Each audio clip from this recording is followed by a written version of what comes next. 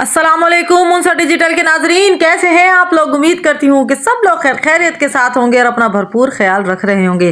जैसे कि आप जानते हैं कि हमारी सीरीज चल रही है हज़रत आदम अलैहिस्सलाम से लेकर अब हज़रत इब्राहीम अलैहिस्सलाम तक पहुँच चुकी है और अब आप जानेंगे हज़रत इब्राहीम अलैहिस्सलाम के बारे में वाक़यात। तो तफसीलात में जाने से पहले जिसने अभी तक मेरे चैनल को सब्सक्राइब नहीं किया है सब्सक्राइब कर लें और बेल आइकन को प्रेस करना भी ना भूलिएगा। तो हज़रत इब्राहीम अलैहिस्सलाम को अल्लाह ताला ने ऐसी कौम पर मबूस फरमाया जो कि सितारों की पूजा किया करती थी। हज़रत इब्राहीम अलैहिस्सलाम बचपन ही से बहुत ज़्यादा अक्लमंद थे।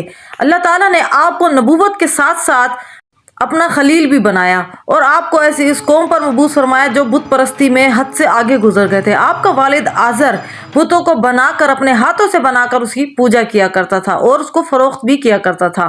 आपके यहाँ बाकायदा तौर पर बुत खाने माबद खाने आबाद थे जहाँ पर लोग जोग दर जोग जाकर बुतों की पूजा किया करते थे, लेकिन आपको इनके इस फेल से सख्त नफरत थी बचपन ही से। तो आपने क्या किया, लोगों को समझाना शुरू किया आहिस्ता आहिस्ता, लेकिन उन्होंने यकता परस्ती की शदीद मुखालफत की और अपने बुजुर्गों के दीन को छोड़ने से इनकार कर दिया। वहाँ पर रिवाज था कि एक मेला मुनक्किद किया जाता था इन बुतों की परस्तिश के लिए, तो तमाम लोग शहर से बाहर चले जाया करते थे। एक रोज जब वो लोग वहां से चले गए सारे के सारे, तो आपने एक कुल्हाड़ा उठाया और तमाम बुतों को नेस्तो नाबूद कर दिया मौका पाकर, और एक बड़ा जो सबसे बड़ा बुत था उसके कंधे पर कुल्हाड़ा रख दिया ताकि वो लोग आएं और उससे दरियाफ्त कर सकें और उसकी बेबसी का वाज़ेह तौर पर उन पर इजहार हो जाए। तो ऐसा ही हुआ। जब वो लोग वापस आए तो उनके पाँव के नीचे से ज़मीन निकल गई अपने मोहब्बत खाने का ये हाल देख कर कि हर चीज़ टूटी फूटी पड़ी है।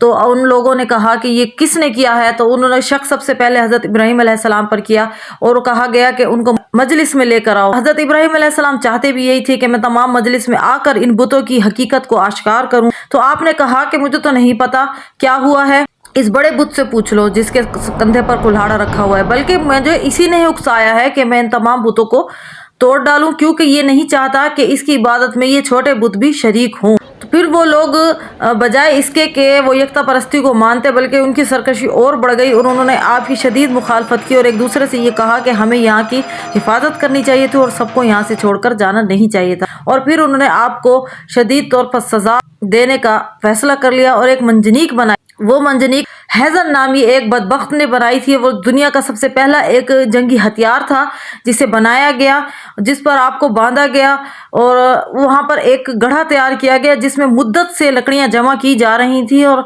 वहाँ पर आपकी नफरत का ये हालत थी कि एक अगर कोई औरत बीमार हो जाती तो वो ये नज़र मानती थी कि मैं इब्राहीम को जलाने के लिए ईंधन मैसर करूँगी अगर मुझे सेहतयाबी मिल जाती है। तो आप आग के गड्ढे में जाने से पहले ही अभी हवा में ही थे कि फरिश्ते आपकी मदद के लिए आ गए। हज़रत इब्राहीम अलैहिस्सलाम ने कहा कि अगर आप चाहें तो मैं आपकी अल्लाह के हुक्म से आपकी मदद करता हूं, लेकिन आपने उनकी मदद लेने से इनकार कर दिया।